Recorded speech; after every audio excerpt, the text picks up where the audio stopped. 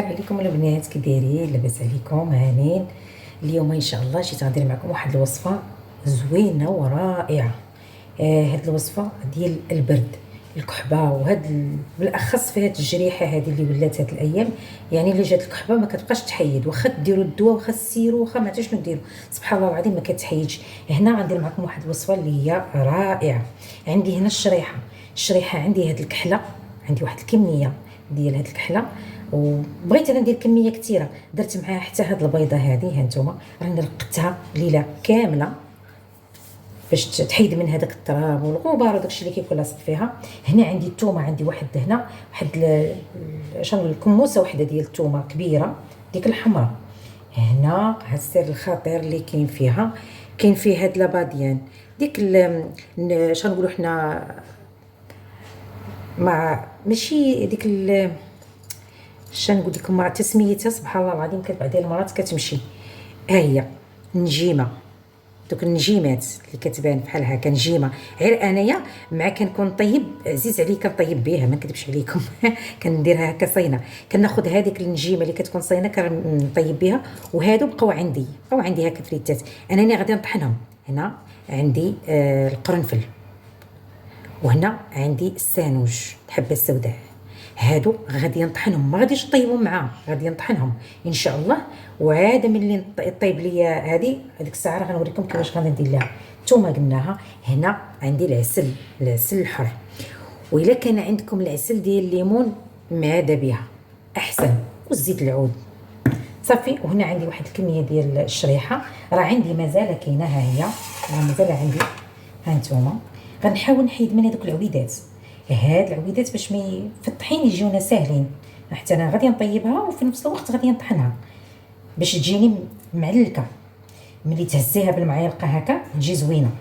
حتى في الماكله تاعها ماشي بدا الواحد ياكل وينقي، من الاحسن تنقيوها هكا. نحيدوا لي هاد العويدات هادو كاملين، ونعاود نرجع معاكم ملي غادي نبغي نديرها ان شاء الله في الطيب. من بعد ما نقيتها وحيت من هذوك العويدات هانتوما، دابا غادي ناخذ هذيك الثومه وغنديرها في الوسط في القاع هنا كلها. غادي نديرها هنا باش طيب ليا. انا باغاها طيب تجي يعني معلكه، كتجي دايبه بحال هكا. انا غنديرها في الكوكوط، يعني حيت مع تعطلت وهذا وتزي الوقت، غنديرها في الكوكوط ونديرها طيب تطيب ليا مزيان. ماشي غادي نفورها، ماشي غادي نديرها في الماء غنسلقها او لا، غادي نديرها درت الماء وغندير هذاك السيكيس هذا غنديرو في الكوكوط ونخليها تفور مزيان. وإلا عندكم مسال بحال عندكم الوقت وهذا، ديروها غير في البرمه وديروها في الكسكاس وغطيو عليها بواحد البلاستيكه مزيان، زنتوها باش ترجع ليه داك البخار وهذه وطيب مزيان. دابا انا غادي نمشي نديرها ان شاء الله الطيب، وعاد نرجع معكم باش نطحنوا هاد سميتو القرنفل والباديان والسانوج ان شاء الله. انا خديتها درتها هنا في هاد الماكينه ديال القهوه، وغادي نطحنهم مزيان يعني تيتنيلوا ليا. هذا ما فيهاش الصوت بزاف. مع الخيط عندها ما طويلش، حاولت انني نديرها هنا الفوق. ها نتوما هاي سير كطحن، نعاود نزيد. واحد الريحه طالعه واعره، والله حتى واعره، زوينه الريحه ديالها.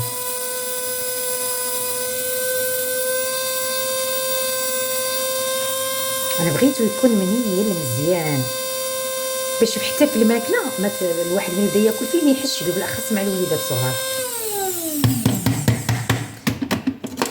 ما تجيش باينه.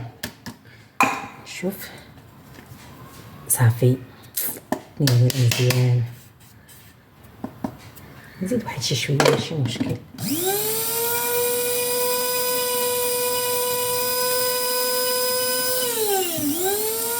صافي دابا غنخليها هنا شين، وغناخذ العسل واحد جوج ديال المعالق يكونوا كبار مزيان، وغادي نديرهم يذوبوا، حيت العسل مع دايره انا في الثلاجه جمد. ها نتوما ولكن راه عسل حر هذا. من بعد ما تبخرات هاد الشريحه، ها انتم انا جبت هاد الميكسور وغنحاول بحال هكا، غنبقى غدا معاها بشويه حتى نطحنها كامله. عاد فاش غنخلط معاها هاد المكونات هادو اللي انا ذكرت لكم. انا ما بغيتش تبقى ليا هكا، خاصها تكون مطحونه منيله.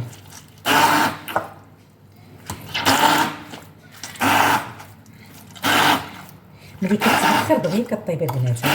شتي هادي ساهله. نتوما راه طابت مزيان،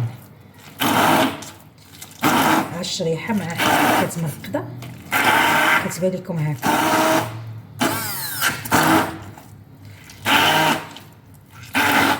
انا غنكمل الطحين ونعاود نتلاقى معكم. من بعد ما طحنتها غناخذ هاد، ما قلتش لكم هنا عندي واحد شويه ديال القرفه، غندير واحد شويه ديال القرفه جهد راس ديال ماشي راس المعلقه، معلقه صغيره، معلقه صغيره، حيت الفوائد اللي كاينه في القرفه راه ما نقولش لكم، راه هي مزيانه حتى هي للبرد، مخيره. هنايا دابا غادي نخلط هادو. هانتوما غناخذ العسل اللي انا ذوبته. عرفتي هادي راه كتجي بحال شي شنو نقول لكم، بحال شكل تقيوتات، بحال شكل. غنحاول ندير صباحي باش نكرط هاد العسيله، راه عسل حر يعني ما يمكنش نضيعوه. عسيله زوينه هادي.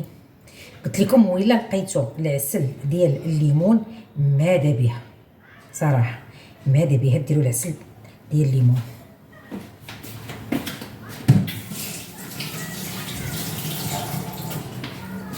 العسل ديال الليمون البنات راه مزيان بحال هكا البرد. هنا غادي ندير الزيت وانايا كنخلط.